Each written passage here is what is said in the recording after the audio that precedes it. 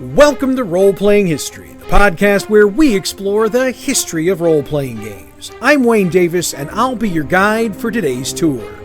Episode 59, Role-Playing History Episode Creation 101. Yeah, wait, I know what just went through your head. Dude, wasn't this week supposed to be Aberrant, Adventure, and another game? Yes, it was. So what the hell happened, and why aren't you getting what I promised you? Well, here's the deal. All three of the games I promised for this week have been out of print for quite some time.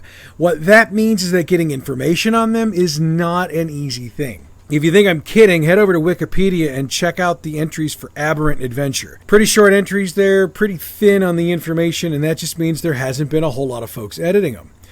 And I'll admit that picking those three without having already started some research on them, that was a stupid move, and that's on me. That being said, I can usually do that and get away with it because I can dig through, find enough different sources of information to come up with what I need, and then just pull it off. This time, that didn't happen. So I'm going to shelve them until I can get more research done. I'll schedule them for another show another time.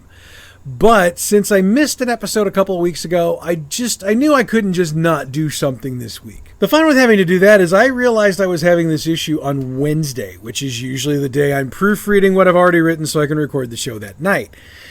Yeah, nothing like a little pressure. But just as I was making my preparations for Harry Carey, two very interesting things happened. One, I got an email asking about something concerning the podcast creation.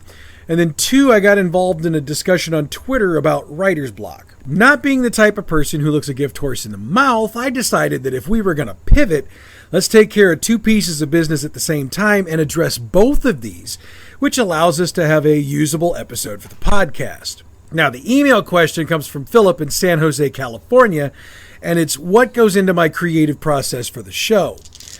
I think Philip might have specifically been referring to the campaign build-along because San Jose happens to be the market in which that show has the most downloads. But hell, let's talk about the process for both shows. I mean, we've got the time. All right, but let's see, since I like to get wordy, let's see if I can distill this down to less than 5,000 words. Might be wishful thinking, but I'm going to try. All right, so the process for writing both episodes of the show starts about the same time, right after the new episodes drop on Friday morning. That's usually when I start the background process for the next role-playing history topic, and when I go back and go over what we created for the last episode of the campaign build-along, and I start to map out where I think we need to go with the next episode. Now, the background process takes a day or two, depending. A campaign build-along episode takes a day or less, usually, and that's because I'm really just picking up where I left off. Most role-playing history backgrounds take 2 days, and that's just to make sure I've got as much research as I could pick through in a couple of days. Once the backgrounding is done for a role-playing history episode, I start working through the stuff I just looked up, and I'm trying to figure out how much of it I can use and how much I could lay it out. Now, there are some episodes, such as the one we were supposed to do this week, where the process of research has lasted all the way to Wednesday. That usually just means I have to skip the layout process and jump directly to writing. For the sake of this show, let's say I start doing that on Sunday and I'm usually done by Monday. For the campaign build-along, I usually start writing the next episode by Sunday. Since I don't have background stuff to thumb through, I usually just freestyle, making corrections and adjustments as I go along. Going back to role-playing history, once I've got the basics laid out, I start writing the script, and yes, I know, it's obvious I use a script. I'll get into why in a minute. Now that's either Monday night or first thing on Tuesday. Usually I'm done with both show scripts by Wednesday morning. That means we record on Wednesday night. It takes about 90 minutes per episode to record and edit.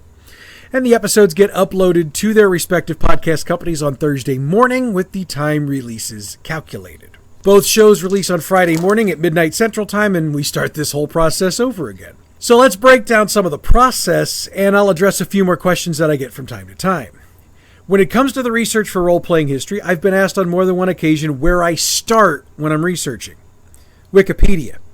Yeah, I start my research with Wikipedia. Here's why. I trace down through the information that's there to find the actual sources that were used for the topic. That allows me to go back to that article or interview and pick up more information for the episode. Once I've done that, I'll typically type the topic into Google and start running through the results. For some subjects, that's a pretty large list, so I'll hit 5 or 6 and then I'll call it quits. For others, I've had to really dig in, and by that I mean 20 or more sites. Again, for the research I was originally doing for this week, I was getting 30 sites plus into research and still wasn't getting enough usable material. Besides being frustrating, it also means that I have to run with what little information I have if I want to have an episode, which is why if you look back in the archives, we've got some 20-minute episodes. I just didn't have as much information as I would have liked to have had. Now, there have been some subjects like Deadlands, Shadowrun, and D&D, where I've been playing them for so long that I have a lot of the history of the games embedded in my brain, so I don't really need quite as much research to do the episode.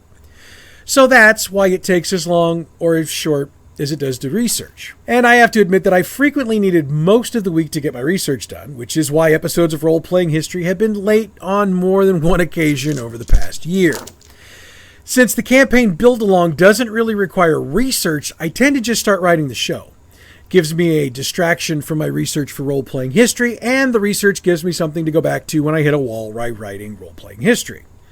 So I use one show as a writer's block breaker for the other, and we'll talk about writer's block in a few minutes. And I said I lay out the info for role-playing history, but what tends to happen more often than not is that I go directly from research into writing, and I'm checking out what I've printed off as I try to use it. Believe me, the ability to edit on the fly with Microsoft Word has come in handy more than once. Also, when I'm writing, I tend to have podcasts going in the background. For some reason, I'm typically listening to wrestling podcasts when I'm writing on my own. The podcasts hosted by Conrad Thompson are some, and I've listed him as an inspiration for this show. And the 2 podcasts of Jim Cornette are the others, just for the record, in case you want to be like me. Though I don't know why the hell you'd want to be like me. There have been times that Critical Role has been going instead, but I find it hard to write and pay attention to that action, so I've decided that no gaming-related stuff goes on while I'm working on the shows. So let's move on to the actual recording. Now, for the record, I've recorded episodes as early as Tuesday night and as late as Saturday. Like I said before, Wednesday is the typical recording night so that I can get things uploaded on Thursday for a Friday drop. I've been asked about the system I use for recording. I need to note that it's actually a pretty simple setup. I do have a custom-built desktop PC that I like to use to record on, but I don't frequently get to do that anymore because, well, 11-month-old grandson in the house. So more often than not, I'm recording on a 5-year-old HP laptop because I can take it to work with me. And yes, I have that kind of time at my job. Sue me. The microphone I use, well, the microphone I was using was a $20 Amazon special that I bought on a whim once. For those who've been with Role-Playing History from the beginning, I recorded the first dozen episodes or so with a gaming headset I bought back when the pandemic began, and I was running a game night from home. I did that because at the time I was out of work and trying to do everything on the cheap. Realized pretty quickly that I didn't like the audio quality, so I bought the mic from Amazon as a belated Father's Day gift. I recently decided that I wanted to level up my recording as it was, so I bought a combination headset mic, stand mic thing from Best Buy. Can't seem to get the headset mic to work right, but the stand mic is what I'm recording on, and I think the audio quality is a hell of a lot better, so we might have finally hit on something, might have finally hit on a winner. I don't use a mixing board, though I do own a 4-track I bought about 3 years ago. In fact, when I went to record the very first episode, I tried to hook it up with the old laptop, and let's just say they did not interface properly, so I just decided to move on to the headset mic at the time. I keep thinking about going back to that setup at some point, but since things seem to be working okay the way they are, and this is a one-person show, I think I might just leave it the way it is. I've also been asked about the editing software I use. I use the Audacity program, which is a free-to-use program I found online. I gotta admit, I like it. It lets me lay out multiple tracks pretty easily, and I can save my work to finish at a later time if I feel the need to. And for the record, I do have experience with audio editing, thanks to a career 2 decades plus ago in the radio business. As I was getting in, digital editing was a pretty new thing, so I got to train on the programs that were available at the time, which were nothing compared to what we've got now. And I have to say, the process hasn't really changed much in 20 plus years. It's just the tech. So there we go. So that's the process for doing the shows every week. Oh, and why do I use a script?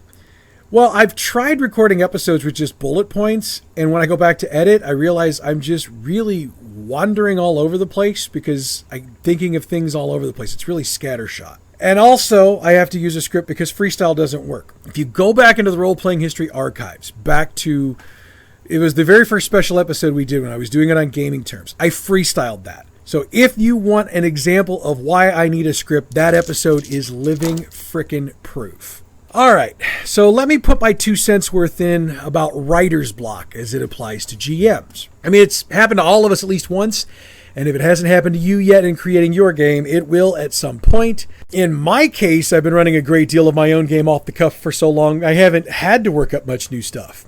Been taking the script from the Campaign Build-Along podcast with me to game night so that I have what we wrote up for that. And then I've just been trying to get my group back to where we are in the creation process, which is like herding cats. Okay, so what can we do about writer's block? Look, if you've got your game night right around the corner and you can't come up with new content, writer's block is definitely going to increase your stress and whatever comes along with that for you. I get it. Believe me. So what do we do about it? One option is to walk away from your game prep for a while. Seriously. If you're staring at your notepad or at your computer screen and nothing's coming to mind, to me, the smartest thing to do is walk away for a while. While you're away, do something that brings you joy. Whether that's playing your favorite video game or spending time with your partner, or in my case, giving my grandson a bunch of attention. You do you. The thought behind this is that doing stuff like that should clear your mind and give you the opportunity to be more creative. So, after you've enjoyed your time away from prep, give it another go. Hopefully you'll be able to get some writing done and your group will have stuff for your next session. But what do you do if you don't? The first option that comes to mind is not sweat it. I mean, you know your group, in theory. You know the kind of things they're going to want to do. So when you get to game night, wing it. Pick up where you left off the previous session, and after you wrap up the summary, ask the group what they want to do next. Listen to their suggestions, see what they decide on, and then work forward from there. Yes, that's allowing your group to write your game for you. If you've been listening to the Campaign Build-Along, you already know I've been letting my group do that very thing. It's not a sin, and it's not a crime. The only thing preventing you from doing that is your own comfort level with allowing your group to lead you along as opposed to the opposite. I will give you this piece of advice, however. Make sure you pause occasionally to take notes about what's gone down. After all, when you go to work up your next session, you're going to want the notes so you remember what went down so you can weave it back in. Or when you go to write your next podcast about the game you ran, you get your info straight. Or at least you get it about 85% straight. Hey, I'm not perfect. I call myself the bad GM, remember?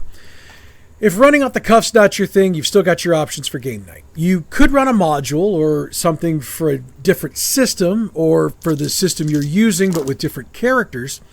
Absolutely nothing wrong with that. However, I'd make sure you let your players in on that well in advance because some might not be into that. So giving them the option or ability to not show is also not a bad thing.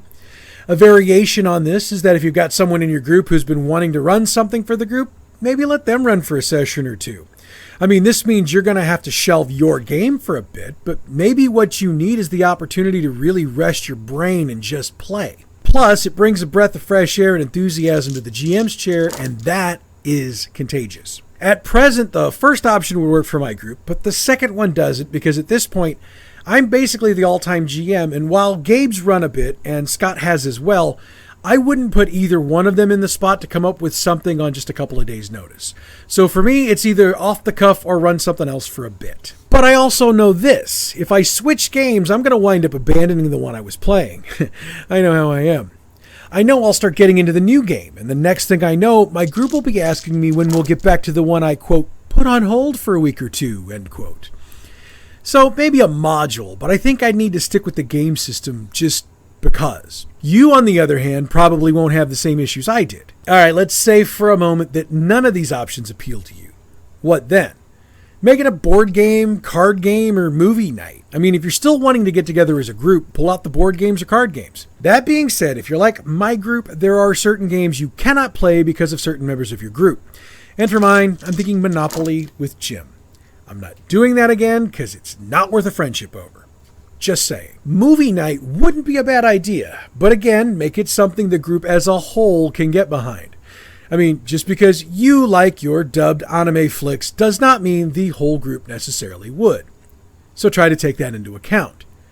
And I'm not knocking dubbed anime flicks. They're just not my cup of tea.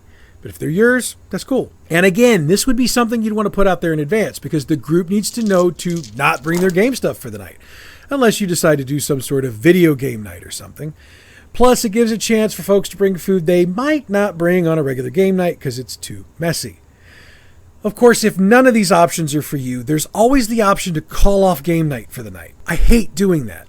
My group only meets every other Saturday, and we don't get started until almost 9 o'clock anyway, and we cut off around 1 a.m. So to completely lose a night of gaming just sucks for me. Plus, we wind up losing enough games over the course of a year due to illness or other commitments. So if we have to lose one over writer's block, it really bothers me. But in many cases, calling off game night is probably the smart idea. Gives the entire group a chance to do things they probably need to do around the house or whatever, and it gives them time they'd originally blocked off. So, in theory, everybody wins something. Not a game, obviously, but everybody wins something. The overall goal of all of this is to shake off the writer's block and get you creating again. If none of these work, lather, rinse, repeat. And with that, I think we're going to bring the show to an end. I realize we're going to come in a lot shorter than we have in recent weeks, but I'd rather stop here with what I believe to be a halfway decent show, at worst, than to just throw more words out there and risk a goat rope.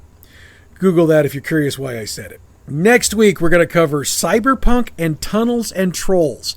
And yes, I already started research and we've got plenty for the show.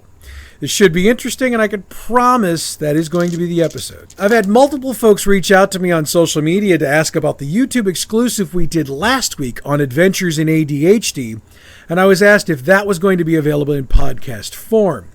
The answer is no for that particular show, but I did record a special episode of Bad GM's campaign Build-Along that covers it, dropped it on Wednesday morning.